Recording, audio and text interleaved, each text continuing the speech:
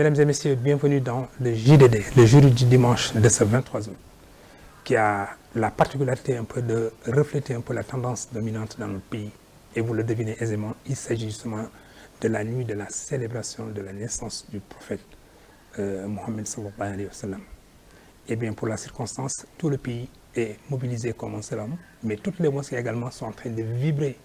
Les chœurs, les chansons, les psalmodies en l'honneur justement de cet homme exceptionnel, de cet envoyé de Dieu. Mais en même temps aussi, la diaspora également est aux couleurs locales pour être en communion avec ce qui se fait justement au Bercail. Par conséquent, le JDD s'adapte. Mais en s'adaptant aussi, nous avons fait appel à un profil en adéquation avec effectivement l'événement qui va être célébré. Et bien, notre invité, c'est Cheikh Ahmed Tidiane Sy Al-Amin. Cheikh, ce n'est pas la peine que peut-être qu'on y aille davantage, mais c'est un fils du terroir. C'est un fils aussi de la famille Sy. C'est un arrière-petit-fils aussi de celui qui est à l'origine effectivement du premier Mawlud célébré au Sénégal sous une tente assez singulière. Nous allons y revenir. Mais comprenez simplement que Cheikh Ahmed Tidiane Sy Al-Amin est un homme de tous les temps.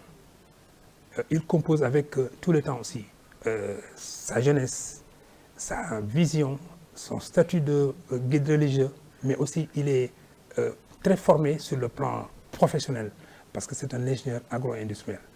Et en même temps aussi, c'est un intellectuel, il produit beaucoup, il lit beaucoup et vous allez vous en apercevoir aussi. Mais en même temps aussi, il participe à tout ce qui contribue à l'éclosion des lumières dans notre propre pays. Eh bien, c'est cet invité assez exceptionnel qui va nous aider à mieux pénétrer un peu l'œuvre de son illustre aïeul, mais en même temps aussi nous permettre de mieux comprendre à travers le Mawlud qu'est-ce que voulait envisager le Cheikh. Eh bien, Cheikh Ahmed Tidiane Al-Amin, bienvenue donc au JDD. Assalamu alaikum wa rahmatullah. Mamadou, merci beaucoup pour cette invitation. À l'occasion, comme vous l'avez si bien dit, de la naissance du prophète Mohammed sallallahu alayhi wa sallam. Une occasion qui nous permet à chaque fois de revisiter les enseignements de celui qui nous l'a fait connaître. Et je veux citer El Hajj Malik Sy, radiyallahu ta'ala anhu, que Dieu l'agrée. Celui qui avait une admiration profonde du prophète Mohammed sallallahu alayhi wa sallam et qui a consacré toute sa vie à enseigner son modèle, le modèle prophétique, afin d'en faire un viatique pour sa vie à lui, pour ses contemporains, mais aussi qui nous a légué, comment je peux dire, toute une philosophie de vie. Et qui fait aujourd'hui, en tout cas, qui a contribué à cette exceptionnalité sénégalaise, de l'islam sénégalais, et qui nous permet aujourd'hui de vivre en harmonie. Et donc, je vous remercie de cette invitation à l'occasion de ces journées du Mawlud, et je souhaite un bon gamou à tous les musulmans, à toute la Oumma islamique. Merci beaucoup, Cheikh Ahmed Tidiane Sy Al-Amin.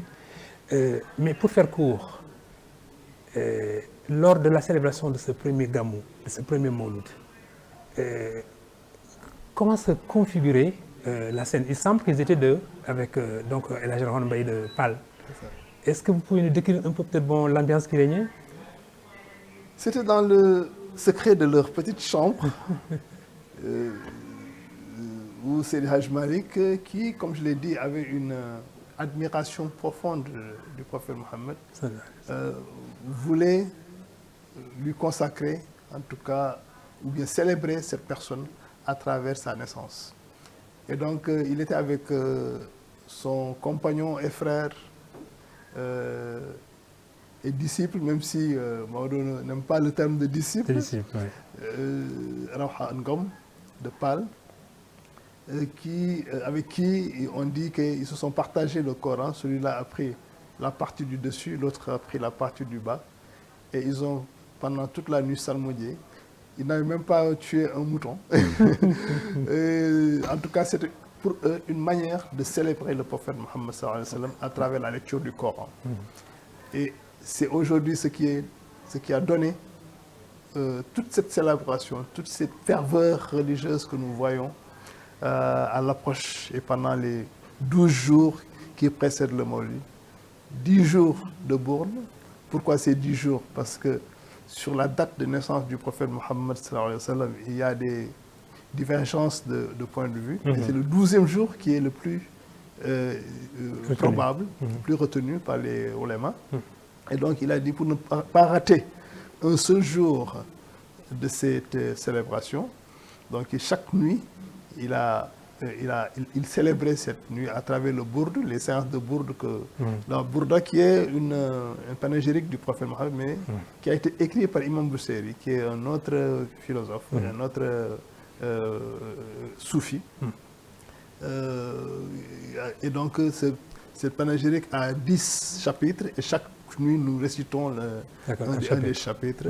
Et c'est aussi un autre aspect, un autre disons, profil de Sidi Hadj Malick.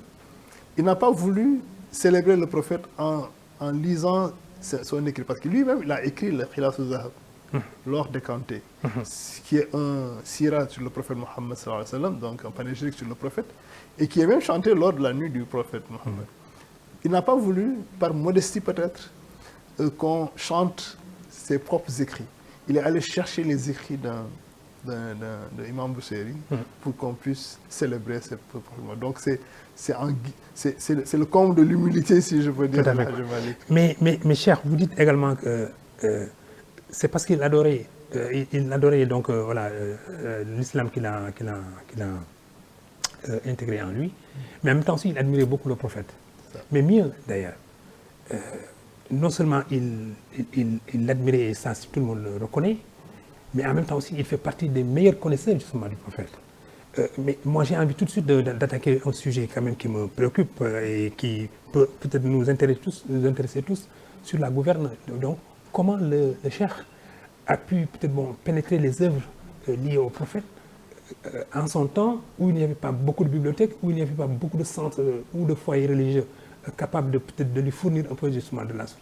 Mais d'où est-ce qu'il tirait justement les éléments qui pouvaient inspirer un peu peut-être son panchnérisme? C'est la question que se posent beaucoup de scientifiques, oui, hein, oui. D'autant plus que dans son fameux ouvrage l'or décanté, Khilaf al-Zahab, le cheikh parle je ne parle même pas de la naissance du prophète, mais quand il était lumière jusqu'à la fin de sa mission. Et moi, je vois que dans ces aspects, il y a peut-être des aspects qui sont ésotériques, il y a d'autres qui sont exotériques.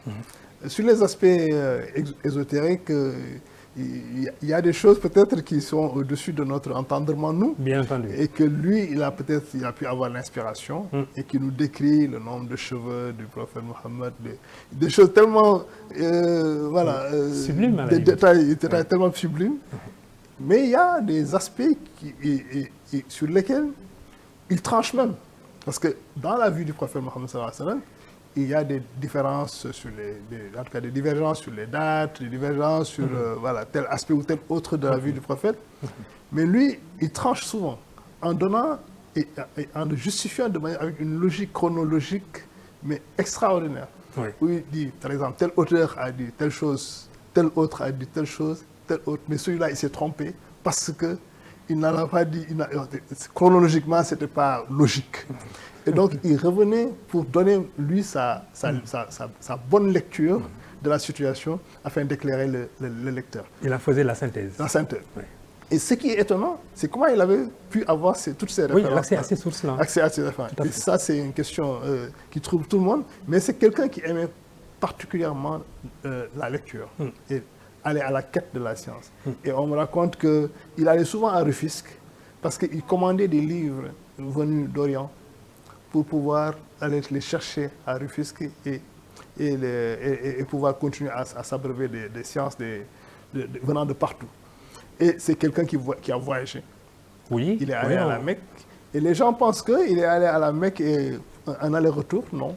il a fait un périple en fait. Il a fait Alexandrie, il a fait en Égypte, donc il a fait la Mecque, le Médine, mais il est allé jusqu'en Albanie. Il est passé par l'Europe. On parle même qu'il est allé jusqu'en Tchétchénie. Je n'ai pas les bonnes informations, mais on peut dire qu'il est allé jusqu'en Tchétchénie. Donc cela veut dire que pendant 3 ans, il a circulé à travers l'Europe, à travers l'Asie, l'Afrique du Nord, et pour aller à la quête de la science. Mais mieux, lorsque on raconte que Seydi Hadji Malick ne voulait même pas rentrer au Sénégal. Ah oui, d'accord. Une fois arrivé à la Mecque, il ne voulait même pas rentrer au Sénégal. Oui. Il avait dit qu'il est arrivé auprès de son bien-aimé, et donc rien ne le ferait quitter son bien-aimé. N'est-ce pas? Et donc il assistait aux prêches au niveau de la mosquée, il participait au débat. Et un jour, un érudit lui a dit « Malik, j'ai l'impression que tu n'as plus l'intention de rentrer dans ton pays. » Il lui dit « Au Sénégal, il y a trop de traditions. Et moi, je priais de venir auprès de mon bien-aimé. Voilà que j'y suis, j'y reste. » C'est la destination finale selon lui. Exactement. Et l'érudit lui a dit « Mais Malik, moi, comme je te vois avec ta science infuse, si tu retournes au Sénégal, même si une personne te suit, ce serait mieux que toute la science que tu auras acquise ici. » Et il a dit, lorsque l'érudit lui a parlé, il a senti que c'est le prophète Mohammed sallallahu alayhi wa sallam qui lui parlait. Et c'est là où il a pris l'intention de rentrer au Sénégal. Et il disait quand il avait fait ses prières, ces fameuses 3 prières qu'il avait fait à la Mecque, où il disait, je voudrais qu'au Sénégal, là où on pratique l'islam, que j'en suis le plus grand propagateur. Et il disait qu'avoir un champ où je peux garder ma dignité et ne pas me nourrir de la sueur des disciples. Et vulgariser aussi les sciences à travers le Sénégal. C'était ça, ces 3 prières. Oui. Et je crois que c'est à travers ces zaouïas. Donc je pense que ces 3 prières-là ont été exaucées. Très bien. Mesdames et messieurs, vous suivez le JDD du dimanche 23 août, qui reçoit Cheikh Ahmed Tidiane Sy Al Amin. Cheikh, comme je l'ai dit tantôt, effectivement, c'est un ex-banquier aussi, industriel, qui a créé effectivement des entreprises de transformation de produits locaux. Et en même temps aussi, qui s'est beaucoup investi effectivement dans les organisations patronales pour pouvoir impulser une nouvelle dynamique, des créations d'entreprises, mais en même temps aussi des entreprises plus ou moins performantes. Mais Cheikh, c'est aussi quelqu'un qui a connu avec justement ces entreprises des hauts et des bas. Nous allons revenir plus tard justement sur ces aspects-là. Mais pour l'instant, focalisons-nous justement sur le Mawlud. Beaucoup de Sénégalais, sans doute, peut-être n'ont-ils pas tort, de ne retenir effectivement que les louanges au prophète. Mais je pense, et Cheikh nous le dira tout à l'heure, si en vérité le Mawlud avait également d'autres ressorts qui se cachaient et qui sont moins connus, Cheikh. Oui. Vous savez, Seydi Hadji Malick d'abord a eu ce qu'on appelle le séminaire de Niarné. On va y arriver. Ok. Donc, lorsqu'il a mis en place le Mawlud, c'était après avoir formé beaucoup de gens et qu'il a perpétué à travers le monde. Et le Mawlud était pour lui l'occasion. Au-delà de la sublimation du prophète Mohammed, au-delà des panégyriques, au-delà de l'affect qui était vraiment à un niveau, disons, de sublimation du prophète assez important, le Mawlud était aussi un moment comment on dit, battu des troupes, rappel des troupes, c'est ça. Pour donner de nouvelles orientations. Et il disait, en Wolof, en traduction littérale, quelqu'un qui a une vérité à dire en une seule nuit, souhaiterait que toute sa famille soit présente.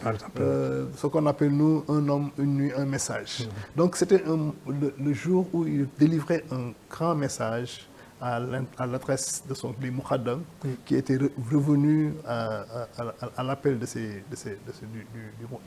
cheikh, pour pouvoir avoir ce viatique-là qui leur permettait de dérouler des grandes orientations stratégiques de la communauté jusqu'au Maulid prochain.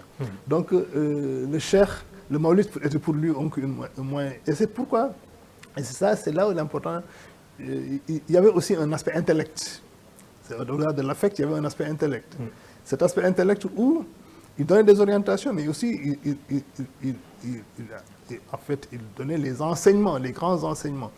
Et c'est là où moi je dis que, parfois même je dis, est-ce que nous-mêmes nous n'avons pas péché, nous qui sommes ses héritiers, dans la mesure où nous nous sommes beaucoup plus focalisés sur les aspects affects. C'est vrai, pendant ces nuits, c'est les bourdes, c'est véritablement une ferveur populaire et extraordinaire. Mais ça occulte véritablement disons, la science qui est derrière tout cela, c'est-à-dire les écrits, les enseignements de Seydi Hadj Malick Sy, sur lesquels il a écrit.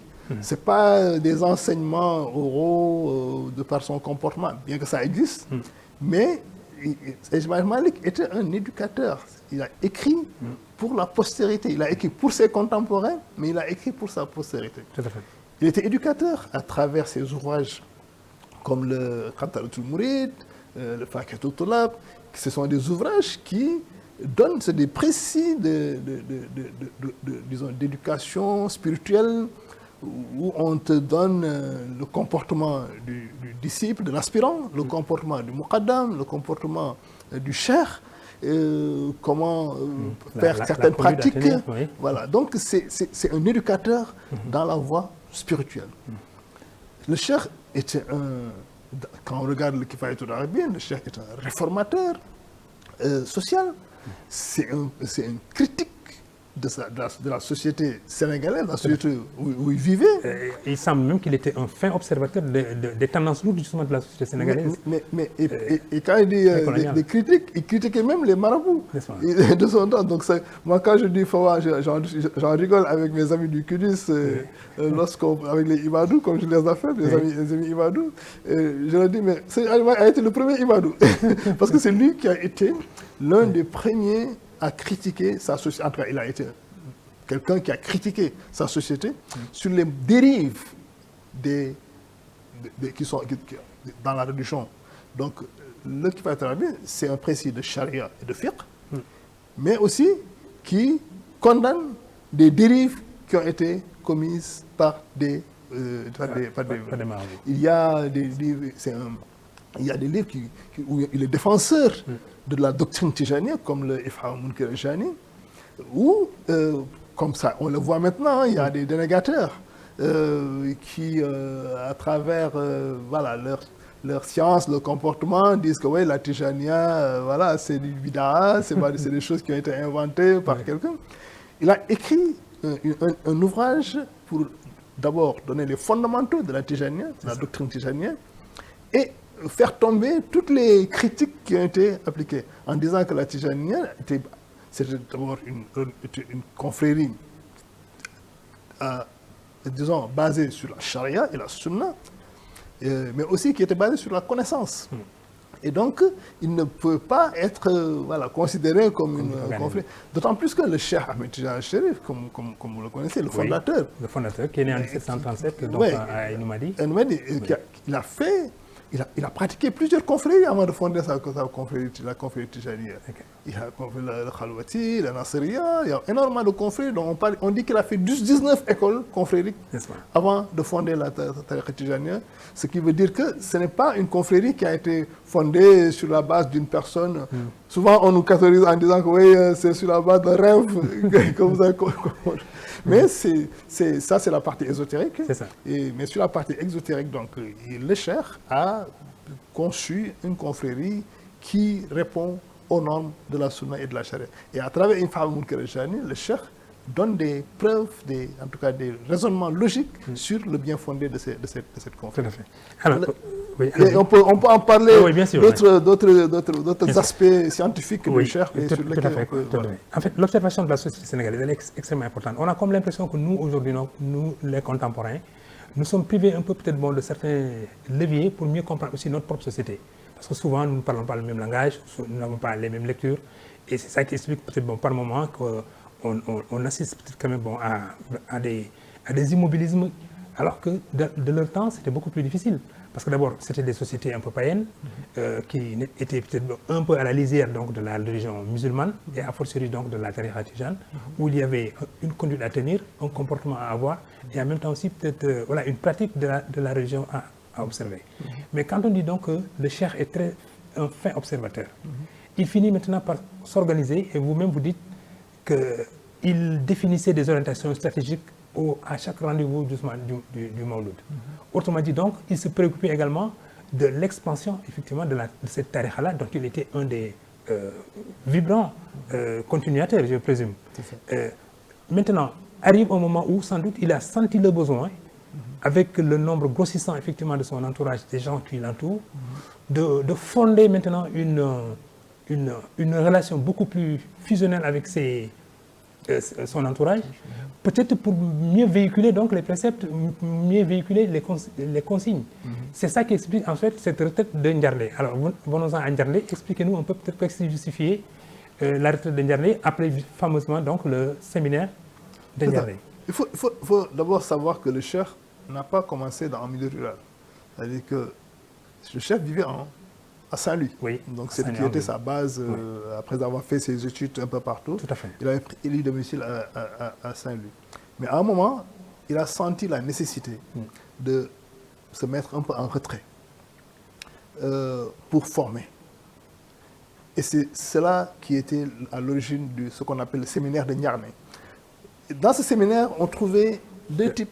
Ndiarlé, c'est une localité qui est située à Louga. C'est dans la zone de Louga, dans l'actuelle Louga. Très bien. Dans cette zone, et où vivent même encore, deux de ses enfants ont été enterrés à Niarné. Donc, Seydi Hadji Malick avait deux types de talibés. Il avait des talibés, c'est-à-dire des élèves qu'on lui avait confiés, avec qui pour parfaire leur éducation coranique, donc la formation de fiqh, etc. Donc, Nahou, donc toutes les sciences. Parce que Hadji Malick aussi avait la particularité d'enseigner quasiment toutes les sciences. Et en tout cas, les sciences qui existaient depuis la route, le Nahou, la grammaire arabe, la poésie. On dit qu'il n'y a que les mathématiques qu'il n'enseignait pas. Il fallait aller à Bogué en ce temps-là pour apprendre les mathématiques. Il y a même une petite histoire dedans, mais on n'aura pas le temps de rentrer. Voilà. Donc, il avait donc ses élèves à qui Mais il y a d'autres types d'élèves qui ne sont pas même pas des élèves en réalité. C'était ses contemporains, des gens qui avaient quasiment le même âge que lui, parfois même des gens qui étaient plus âgés. Il y avait même des talibés qui étaient plus âgés que lui, mais qui étaient venus pour parfaire leur éducation spirituelle. Et donc, ces gens-là, quand ils venaient vers lui, ils étaient déjà, comme on dit, pleins.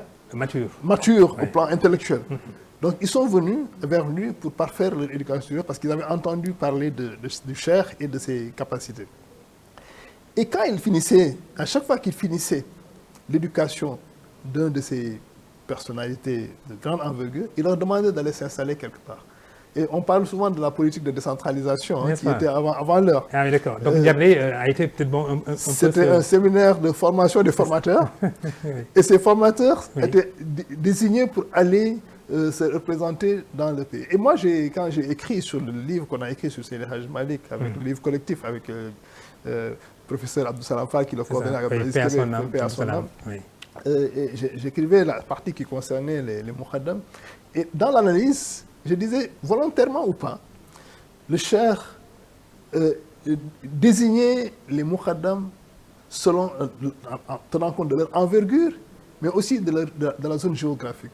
Et comme vous confiez un arrondissement à un sous-préfet, vous confiez une préfecture, un département à un préfet, c'est exactement la même chose. Sur certaines zones, on voyait qu'il y avait des personnalités de grande envergure, des zones peut-être même parfois avec des connotations sociologiques qui étaient assez complexes et sur lesquelles, selon les cas, il envoyait une personne de la même ethnie ou une personne d'une ethnie différente pour pouvoir peut-être... Et ça, je dis, peut-être c'est involontaire ou volontaire, je ne le sais pas. Mais en tout cas, dans l'analyse, cela ressort que le cheikh avait cette capacité à envoyer l'homme qu'il faut dans la région qu'il fallait. Et cela ça a permis cette grande vulgarisation de la Tijaniya que nous connaissons aujourd'hui, présente dans quasiment toutes les localités du pays, mais aussi dans la sous-région. On a vu la Côte d'Ivoire avec El Benoît Cissé, la Ndarigué, on a vu le Mali, peut-être pas le Mali. Et dans mon écrit, je disais pourquoi pas le Mali? Parce que je me dis, il y avait la famille de Cheikh Omar qui était déjà présente au Mali. Tout à fait. Peut-être c'est par rapport à cela qui n'a pas envoyé au Mali. Parfaitement. Mais sinon, dans toute la sous-région, en Gambie, en Guinée, jusqu'au Gabon, jusqu'à Congo-Brazza. Donc, c'est quelqu'un qui a su, en tout cas, vulgariser la Tijaniya et l'islam dans son ensemble, à travers, donc, avec comme base le séminaire de Ndiarné, qui a été un peu disons, le centre de bouillonnement de toute cette réflexion, de toute cette stratégie de vulgarisation de la tariqa tijaniya. Mais est-ce qu'à travers effectivement le séminaire de Ndiarné, qui s'est tenu... c'est sur 7 ans. Le séminaire a duré 7 ans. Sur 7 ans. Oui. Est-ce qu'il n'y avait pas, selon lui à l'époque, une lecture des contraintes auxquelles il faisait face, pour pouvoir peut-être maintenant voir dans quelle mesure les contourner, ou alors leur faire face justement à ces contraintes-là, mais en se faisant aider par des muqaddam qui ont déjà intégré le cercle, mais en même temps aussi qui sont capables de projeter plus loin effectivement ces idéaux. Mais ce que vous dites est tellement vrai, parce que quand il a fini le séminaire de Ndiarné, on sentait que c'était quelque chose qui était limité dans le temps. Donc c'est comme quelqu'un qui doit concevoir, partager, vulgariser, et maintenant laisser les gens faire continuer le travail. Et quand il a fini ce séminaire de Ndiarné, il est revenu s'installer dans les centres urbains. Parce que quand il était à Ndiarné, il a reçu des convocations des colons. Oui. Il a senti que le fait qu'il soit en retrait suscitait la curiosité du colon pour savoir qu'est-ce qu'il faisait là-bas. Mais lorsqu'il a terminé toute sa stratégie, il a dit de manière orale qu'il a conseillé même à certains de ses coreligionnaires qui étaient en tout cas bousculés par le pouvoir colonial. Il leur disait, quand vous n'êtes pas à côté des Toubab, ils ne savent pas ce que vous faites, et donc ils sont curieux et ils vous mettent des bâtons dans les roues. Moi, je vais venir m'installer à côté d'eux, et tout ce qu'ils vont construire, moi, je vais le déconstruire. Et cela a été sa stratégie, la Zawiya de Saint-Louis, à côté de l'église, la Zawiya de Dakar, à côté de la cathédrale. Donc, c'était une manière pour lui, après avoir construit les personnes qui devaient vulgariser la Tijaniya dans les milieux ruraux et dans les autres zones. Maintenant, il s'attaque donc à la... Il s'attaque maintenant au monstre, comme on dit, qui était le pouvoir colonial. Et il était d'une stratégie tellement fine. À chaque fois qu'il était convoqué, il disait, moi je ne fais qu'enseigner mon Coran et former des jeunes. Et on lui disait que parce que comme il était héritier de Cheikh Omar, qu'on connaît être un guerrier, et quand on lui demandait mais c'est quoi votre arme, il disait que moi je n'ai comme arme que mon chapelet. Donc avec cette stratégie fine, il a su contourner, au lieu d'affronter le colon, il a su donc contourner ces colons-là afin de pouvoir mettre en place disons, tout ce qui est devenu aujourd'hui notre islam, cette exceptionnalité sénégalaise de l'islam. Avait-il compris très tôt que en fait, le savoir est un pouvoir? Oui. Vous savez, dans un de ses livres, il fait du développement personnel. Oui. D'accord. Ah oui, et c'est pourquoi j'ai dit, c'est l'occasion de rendre hommage au Khalif général des Tidjanes, c'est Babacar Sy Mansour, qu'Allah lui accorde santé et longue vie, sur le travail qui a été effectué sous la direction de Salim Babacar Sy Abdelaziz, Ndiol Fouta, et coordonné par Bachir Ngom sur le diwan du Seydi Hadji Malick, donc pour regrouper tous les écrits de Seydi Hadji Malick dans une collection, dans une encyclopédie. Et pour nous, c'est notre défi aujourd'hui de vulgariser cette encyclopédie afin que toute cette science infuse qui a été développée par le Cheikh puisse être mise à la disposition des populations. Parce que c'est tout un comment dirais-je, voilà, un chemin de vie que le Cheikh trace pour le disciple. Et le savoir est au cœur, la connaissance est au cœur disons, des enseignements du Cheikh. La quête du savoir est au cœur des enseignements du Cheikh. Et c'est cela, disons, le défi que nous nous lançons aujourd'hui pour que ce savoir-là puisse être mis à la disposition de toutes les populations et des aspirants. D'ailleurs, on dit que, sans reconnaître que de sa défaite, le colon a compris quand même peut-être que le Nasser al-Haq a encerclé un peu le pouvoir colonial. Ah oui, vous savez... Le Nasser al-Haq, d'ailleurs, je vous donne la possibilité de nous dire c'est quoi le Nasser al-Haq. Oui, en fait, le Salat al-Fatih, oui. C'est une prière sur le prophète Mohammed sallallahu alayhi wa sallam. Oui. Et disons que il y a plusieurs prières sur le prophète Mohammed sallallahu alayhi wa sallam, mais et on nous le reproche souvent, on dit que oui, vous dites que votre prière est la meilleure que toutes les prières sur le prophète Mohammed sallallahu alayhi wa sallam. Mais c'est une manière de... C'est parce que c'est la formulation du Salat al-Fatih a été donnée au Cheikh par son grand-père, parce que le Cheikh est issu de la lignée du Shérifa. Donc, nous considérons qu'aujourd'hui, par rapport à la manière dont le Salat al-Fatih a été écrit, Allahumma salli ala sayyidina Muhammad Fatih lima unika wal khatim ma sabaq, donc celui qui a ouvert ce qui était caché et qui a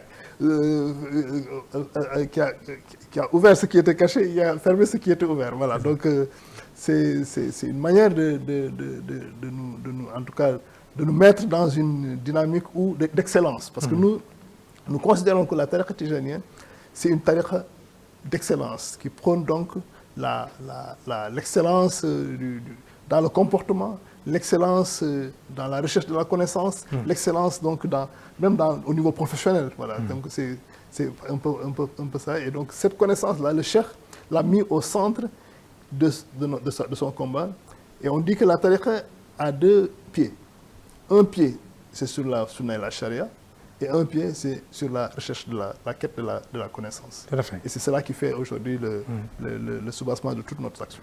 D'ailleurs, la thématique de l'édition de cette année, c'est un peu autour de l'unité et de l'unicité. C'est ça. Ces deux concepts-là aussi, peut-être on peut les revisiter. Oui, cette année, le Khalif a donné un thème assez, disons, contextuel sur le tawhid, donc l'unicité de Dieu, le kalimatul tawhid.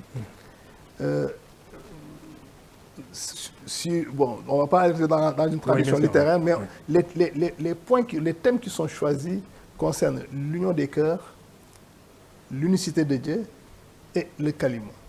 Et ça rentre dans une logique sur les 3 dernières années où le Khalif avait donné un thème qui concernait, disons, la bonne parole, prêcher la bonne parole au lieu de Nafsna. Et le deuxième, l'année dernière, on était sur les vertus, les valeurs que le musulman doit avoir. Et cette année, il nous met dans l'unicité pour le renforcement de l'union des cœurs. Et c'est tellement contextuel quand on voit ce qui se passe aujourd'hui dans le pays où il y a une cassure au niveau de la société. Il y a une cassure, je peux le dire, au sommet chez nos gouvernants. Il est important aujourd'hui que cette spiritualité-là soit remise au cœur de l'action de tout un chacun. J'en reviens à un des ouvrages du Cheikh, le Zajrul Qulub, où il dit que, et ça je le dis aussi pour nos gouvernants, le meilleur des combats, en fait, la meilleure des victoires, c'est la victoire que l'on a sur soi-même. Et c'est cela l'importance aujourd'hui de pouvoir se battre contre les excès, ses propres excès. C'est cette victoire-là qui constitue aujourd'hui le principal. En tout cas, elle dit que c'est une victoire silencieuse, mais plus exigeante. Et que lorsque vous gagnez cette victoire-là, vous avez gagné toutes les victoires.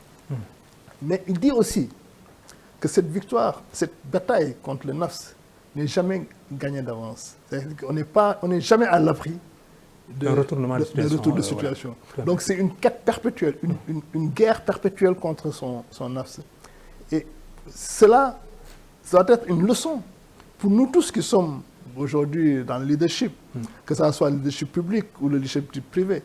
Le fait de devoir lutter contre nos propres ardeurs, que ce soit notre orgueil, que ce soit notre besoin de préséance, tout cela, on doit lutter contre ces aspects-là afin de revenir avec une meilleure spiritualité telle que l'a enseigné le Cheikh Seydi Hadji Malick Sy dans sa Khouloub. Le calife a reçu hier, avant-hier plutôt, le président de la République qui est venu effectivement lui rendre une visite de courtoisie à quelques encablures donc du Maulid. Mais les propos ont encore une résonance. Les propos qu'il a tenus à l'adresse du président de la République, lui disant d'être plus ou moins ouvert, de sentir un peu le pouls du pays, de ne pas être sensible donc aux critiques qui sont émises ici ou là, parce que c'est sa fonction qu'il exige, mais en même temps aussi c'est parce qu'il est effectivement à la tête de l'État, qu'il est effectivement une cible assez facile pour critiquer, et même quand des responsabilités sont à imputer à d'autres citoyens, c'est finalement peut-être vers le président de la République qu'on s'oriente pour peut-être un peu se défausser. Mais je crois que ce discours-là, il va peut-être être davantage interprété par la tariqa, mais aussi peut-être par le talibi, Tidjane, pour comprendre qu'aussi lui, il a sa part de responsabilité dans l'érection d'un comportement qui se modélise. Est-ce qu'il y a, selon vous, cher, une façon de dire voilà les éléments structurant la personnalité justement du talibé Tidjane? Oui. J'en reviens toujours aux enseignements du Cheikh. Il a écrit dans deux de ses grands ouvrages, que ce soit le Khantaratul Mourid ou le Raqiqatul Talab. Mais ce que je retiens, moi, de la visite hier du président de la République, et que le Khalif a dit, je vais le dire avant, vous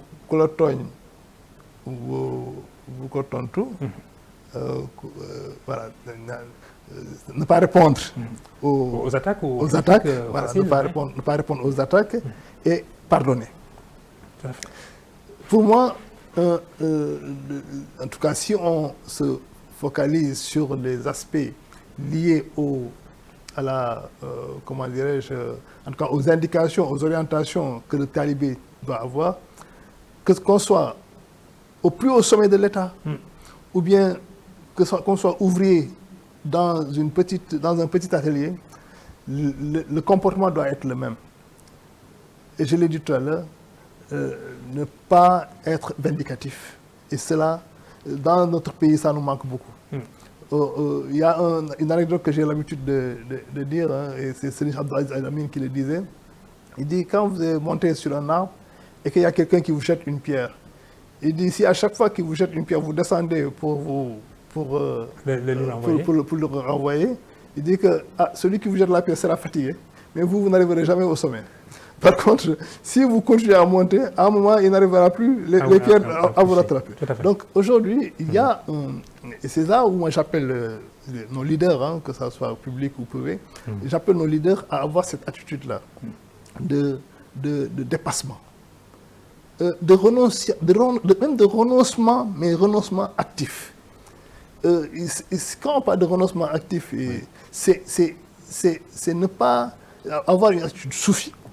C'est-à-dire que donc, cet ascétisme-là, mais c'est un ascétisme actif où on vit dans notre société et on essaie de faire les choses. Mais être au-dessus de la mêlée, comme on le dit maintenant, être véritablement au-dessus de la mêlée, ou ne pas répondre aux attaques, faire le travail qu'on demande de faire, que la société nous exige, aller sur l'intérêt général, surtout. On parle beaucoup il y a une différence dans le discours et les actes. Je n'ai rien contre mes amis qui sont au pouvoir aujourd'hui, mais quand j'entends souvent parler de don de soi pour la patrie, aujourd'hui, ce n'est même pas une question partisane, c'est une question qui doit être au centre de toute individu qui vit dans une société, dans notre société. Mais ça ne doit pas être, disons, seulement dans les discours. Le don de soi pour la patrie doit être, en tout cas, la quête de l'intérêt général doit être un aspect, disons, qu'on doit travailler tous les jours, dans nos actes de tous les jours, que les actes posés correspondent en tout cas au discours. Et c'est ça encore le thème du Maulid. Le discours de l'unicité doit être un discours d'union des cœurs.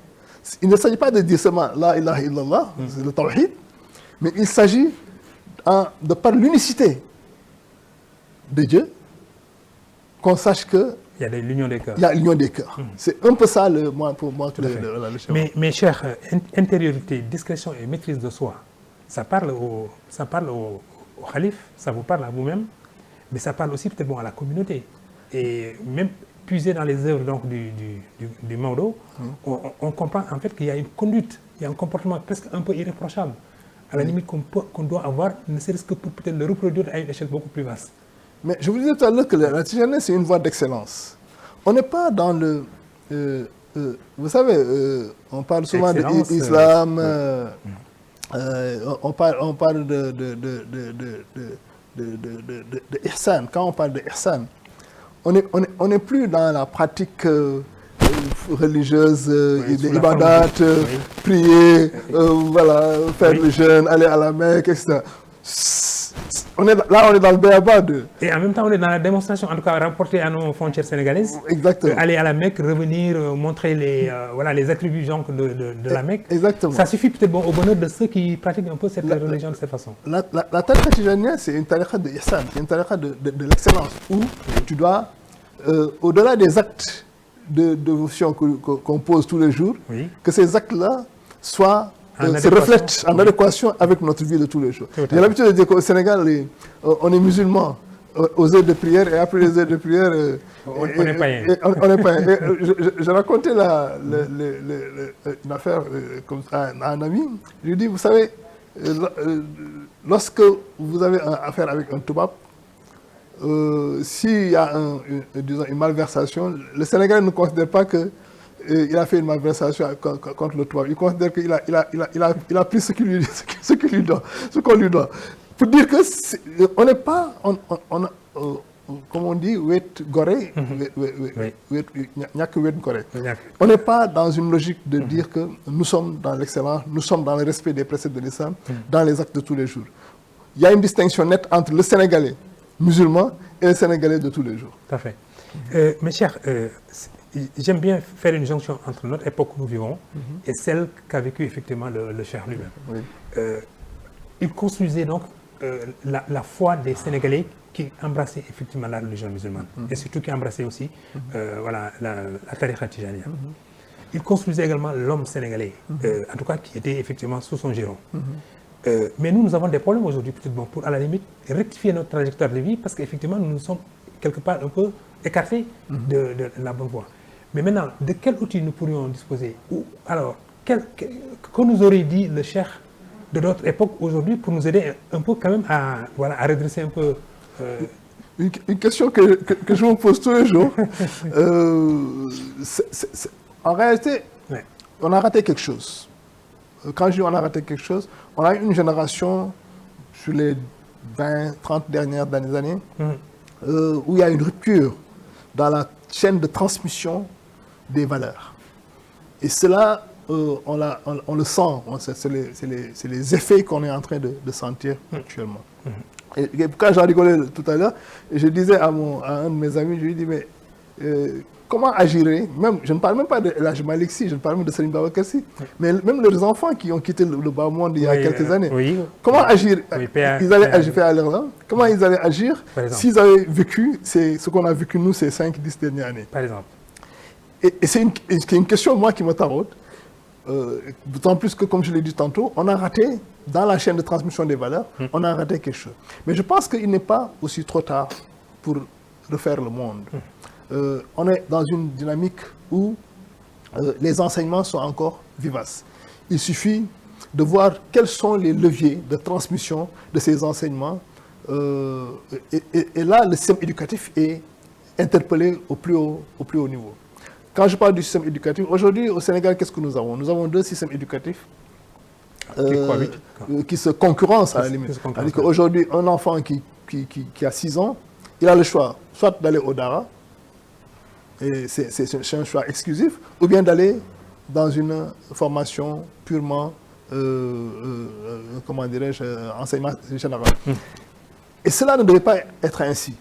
Je pense qu'on devrait être dans une logique où on a un système éducatif qui forme à la fois voilà, un type de Sénégalais, qui répond aux valeurs que nous avions, qui nous ont permis d'avoir cette exceptionnalité sénégalaise. Et je pense que c'est dans la chaîne de transmission. Nous qui étions, par exemple, plus jeunes, on était un peu à cheval entre le Dara et l'école publique, l'école, comment dirais-je, conventionnelle. On a pu allier ces deux. Mais à un moment, je pense que où les parents, ou les structures sociales ne permettaient plus que les soient dans une logique de faire aussi bien le Dara que l'école coranique. Et donc, on devait opter. Soit vous amenez votre enfant dans un Dara, ou bien vous l'amenez dans une école. Et c'est là, et je pense que c'est là où le bas blesse, c'est là où on a raté le coche. Maintenant, il faut revenir à un niveau, un système éducatif qui permet d'allier les deux.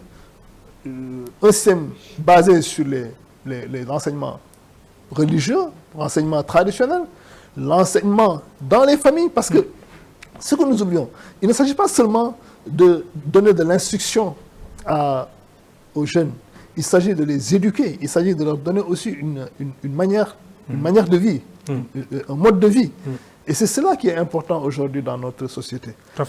Il faudrait que le système éducatif qui va être érigé, ou bien qui va être réformé, puisse répondre aux attentes du Sénégalais, qui a un besoin fondamental de religiosité et de préservation de ses valeurs, mais aussi qui doit s'ouvrir au monde pour pouvoir concurrencer à l'ère de l'IA, à l'ère de toutes ces nouvelles sciences qui apparaissent. Nous avons besoin de cette ouverture-là.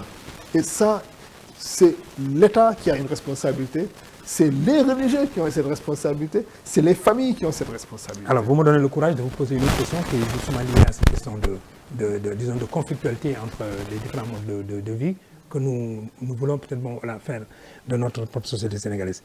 Le mariage, généralement, il est célébré à la mosquée. Oui. Mais souvent, quand il y a difficulté et qu'on doit en arriver à la séparation, c'est au niveau du tribunal. Oui. Mais est-ce qu'il n'y a pas également, de ce point de vue-là, une cohésion peut-être quand même à retrouver, ne serait-ce que peut-être quand même le rôle de la mosquée, dès lors que je veux dire, toutes les parties consentent à dire que la célébration la plus authentique, la plus légitime, c'est au niveau de la mosquée. Et après maintenant, c'est les tribunaux qui sont envahis.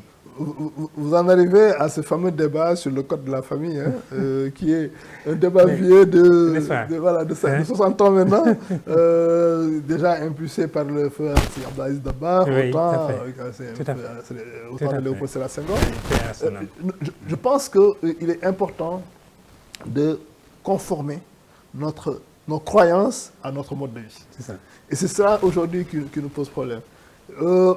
Je n'ai rien contre mes amis féministes, moi-même je suis un féministe quand il le faut. Je pense qu'il faut qu'on soit dans une logique de conformer, comme je l'ai dit, nos croyances religieuses à notre mode de vie. Comment? En d'abord légiférant. Aujourd'hui, il y a un flou artistique sur la gestion de certains aspects de notre vie de tous les jours, de notre vie de famille. Vous l'avez si bien dit, le divorce aujourd'hui, le mariage qui est scellé au niveau du tribunal, mais qu'un divorce qui n'est prononcé que... le mariage qui est scellé au niveau de la mosquée, mais un divorce qui est prononcé qu'au niveau du tribunal. Il faudrait peut-être redonner à la mosquée, je pense qu'il y a eu il y a des qadis maintenant, même si les qadis ont toujours existé. Et le colon a mieux réussi cela que l'État actuel. Oui. Les colons avaient autant des qadis. Oui, qui était très puissant. Qui était puissant et qui jugeait. Tout à fait. Mais aujourd'hui, les cadis dans les tribunaux sont relégués au second plan. Il y en a encore, hein, mais ils sont un peu relégués au second plan. Et ils parlent plus d'aspect jurisprudentiel que véritablement de gestion des conflits. Et je pense qu'il est important que l'État légifère afin de redonner, en tout cas de remettre la mosquée au centre de la vie sociale. Je le dis souvent, j'en rigole souvent avec mes amis imams, et je dis, on vous confie la naissance du bébé, où on vous demande de venir baptiser, et la mort de cette même personne, on vous demande de venir prier sur le défunt. Mais entre les deux étapes, on vous demande d'aller à la mosquée de prier. Donc vous n'intervenez pas dans la vie sociale du Sénégalais. Et c'est ça qu'il faudrait peut-être revoir. Comment, de manière formelle, remettre la mosquée au centre, l'église aussi, hein, ça je le dis aussi pour toutes les religions. Comment remettre la mosquée ou l'église au centre de la vie du Sénégalais pour gérer les aspects familiaux, pour gérer le mode de vie du Sénégalais, que ce soit les aspects liés au mariage, les aspects liés à l'héritage, les aspects liés au divorce, on l'a dit, etc. Donc tout ce qui touche ces aspects-là, qu'on puisse légiférer au niveau des mosquées afin de répondre aux attentes des populations. Alors, Cheikh, on va faire peut-être une incursion dans un monde peut-être lié à cela, ne serait-ce que pour nous éclairer davantage. Vous êtes fils de l'auguste famille justement ici de Tivaouane. Et votre papa, Abdelaziz Sy Al Amine, est connu pour justement sa très forte personnalité, mais aussi pour sa longévité au service effectivement de la tariqa. Et puis, il y avait également beaucoup d'entre-gens. Il était même, à la limite, même fort en caractère. Donnez-nous un petit profil, justement, enfin, un petit portrait de votre propre papa. Ce n'est pas facile, mais bon, sous votre... Oui, c'est toujours difficile de parler de son père et sœur, parce que j'ai aussi l'obligation de réserve en tant que talibé. Là, c'est une galerie de portraits qu'on va faire, disons, de Cheikh Tidiane Al Maktoum. Je signale à l'intention de tout le monde que mon invité est l'homonyme de Cheikh Ahmed Tidiane Al Maktoum. Personnellement, je l'appelle Al Maktoum Al Amine. Voilà, j'ai la chance d'avoir ces deux... qui se réunissent en lui. Alors. Mais en même temps aussi, donc, cette galerie-là, elle va porter sur Mamabdou, sur votre papa, sur Al Maktoum, votre homonyme, mais aussi sur un certain Pape Malick Sy. J'aimerais bien peut-être qu'on brosse de toutes ces personnalités un raccourci, vraiment, pour qu'on essaie de les identifier et de mieux connaître un peu leur immersion dans la tariqa. C'est des hommes exceptionnels d'abord. Votre papa, rigueur, sens de la vérité, courage devant les situations, quelles que soient ces situations-là, il ne recule pas devant le danger, m'a-t-on dit. Oui, Serigne Abdou était un bon citoyen. Et ce sont ses derniers mots. Être un bon citoyen, sur son lit de mort. Être un bon citoyen. Oui. Être un bon citoyen dans la mesure où il était ce qu'on appelle le don de soi pour la patrie. Je crois que c'est la personne qui s'est vraiment donné pour sa patrie. Qui le symbolisait le mieux. Serigne Abdou a consacré sa vie pour sa communauté. Que ce soit sa communauté religieuse, mais aussi pour la communauté nationale. Oui, nationale. Il faisait tout pour préserver d'abord la paix sociale, pour que les gens vivent en paix. Et ça, il disait, il y a 3 choses sur lesquelles il ne tolérait pas en tout cas, il y tenait comme à la première de ses yeux. Il disait, c'est la religion, la tariqa et la communauté. Il dit ces 3 choses sur lesquelles il ne négocie pas. Il ne négocie pas. Ouais. Quand quelqu'un posait un acte qui touchait la religion, ça le sortait de ce gants. Aussi bien pour la tariqa, mais aussi sur la communauté. Et il avait parfois ce qu'on appelle le renoncement dont je parlais tout à l'heure, le renoncement actif. Serigne Abdou pouvait prendre les choses sur lui pour préserver la société. Et c'est cela, c'était sa marque de fabrique. Parfois, il était critiqué. Mais quand... Et nous, on avait l'habitude, moi, je discutais beaucoup avec lui sur certaines choses, quand je lui demandais pourquoi tel acte, avoir posé tel acte, il te donnait toujours un justificatif qui revenait à la préservation de la paix sociale. Il dit, si je ne le fais pas, voilà les conséquences que ça peut avoir sur la société, ou sur la religion, ou sur la terre. Donc je préfère le prendre sur moi. Donc, véritablement, si on parle de renoncement... C'est vraiment un don de soi. C'est un don, c'est le symbole du don de soi pour la patrie. Ça, alors, rapidement, voilà ce que je peux dire sur lui. Al Maktoum, c'est une autre figure. C'est la science. Lui, je l'appelle l'homme des premiers. Oui. L'homme des premiers. C'est le premier marabout à faire de la politique. N'est-ce pas? Le premier marabout à être industriel. Le premier marabout à s'habiller à l'occidental. Et tout cela a des symboles. Hein. Le premier marabout a fait de la politique parce qu'il voulait casser un code où le marabout était considéré, voulait être cantonné dans un champ. Confiné dans un champ. Voilà. Et au moment où, il faut voir le contexte, où l'UPS, tout ça, voilà, tous les politiques s'étaient réunis autour de l'UPS et ils avaient senti une certaine marginalisation du pouvoir religieux. Et sachant l'importance de ce pouvoir religieux dans la marche de la communauté, il a créé le PSS pour pouvoir, disons, remettre le religieux au centre. Et il disait, il a même dit dans une de ses conférences, moi, je ne voulais même pas être président. Parce que, en rigolant, il dit, Aknima Taël. Premier, casser les codes aussi, codes vestimentaires. Codes vestimentaires, oui. Parce qu'on voulait cantonner le marabout dans une dynamique, dans un imaginaire populaire où le marabout toujours dépendant de tous. Lui, il disait non, je me mets en costume pour montrer ma véritable place dans la société. Quand je dois aller voir le président de la République, je suis en costume. Quand je vais voir mes partenaires, je suis en costume. Avoir cette... Le premier, je l'ai dit tantôt, à être industriel. Voilà, je suis dessus.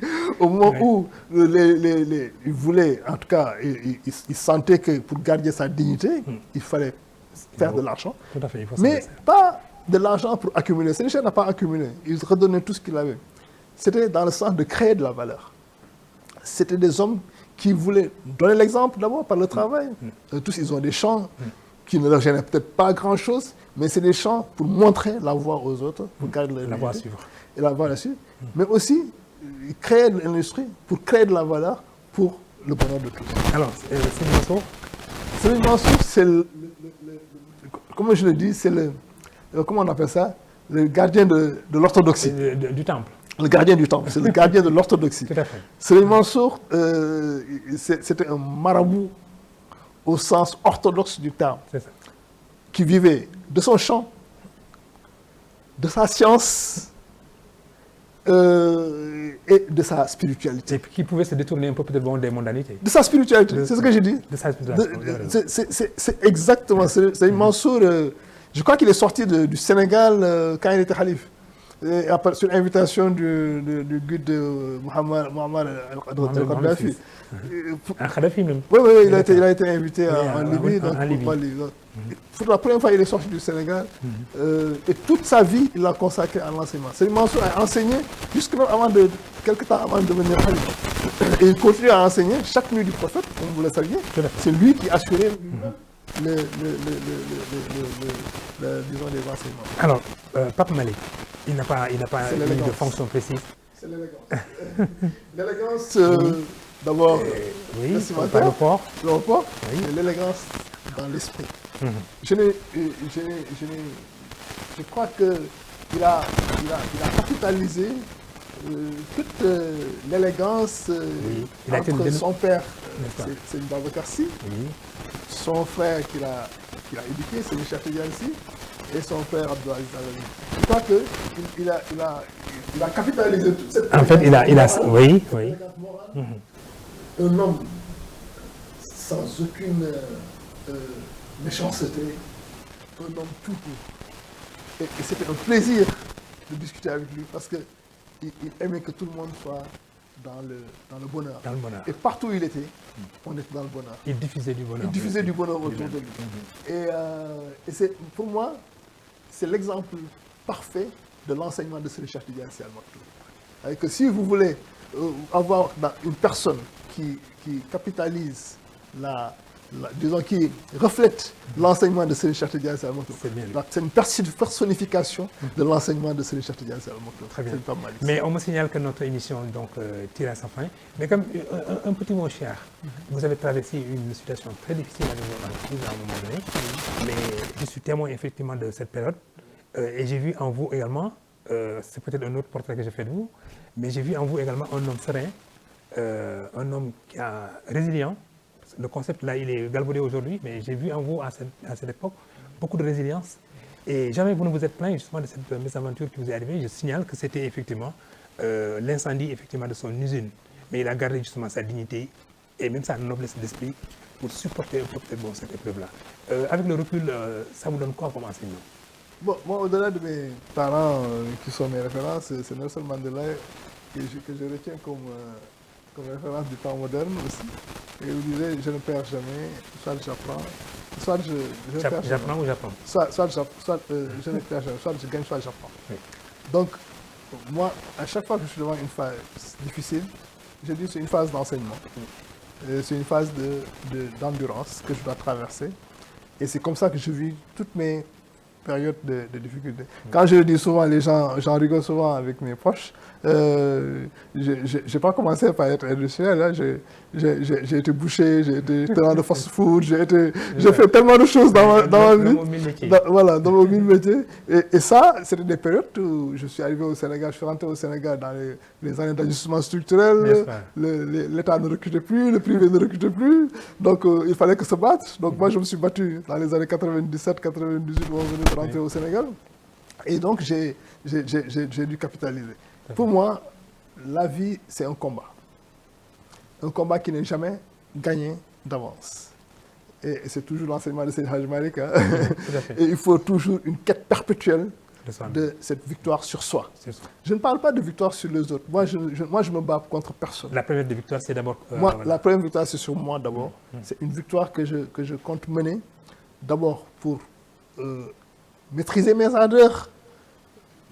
On a tous ces pulsions, ouais, il faut lutter contre ça. Ça mérite déjà une guerre, au lieu de se battre contre les autres.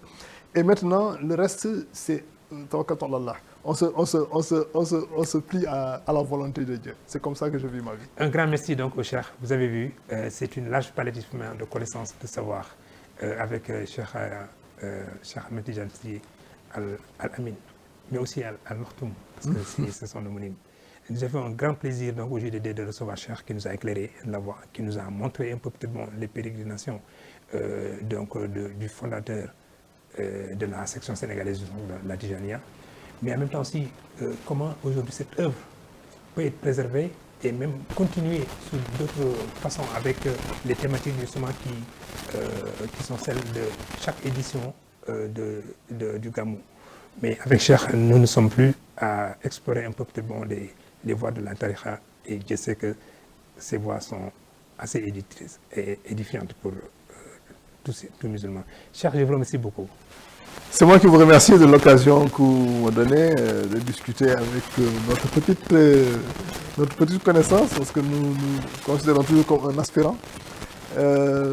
Souhaiter un bon Gamou à toute notre équipe immédiate, mais souhaiter aussi un bon Gamou à toute la Oumma islamique et souhaiter surtout la paix des cœurs, l'union des cœurs, que ce soit au sommet de l'État, que ce soit dans les entreprises ou même dans les ateliers.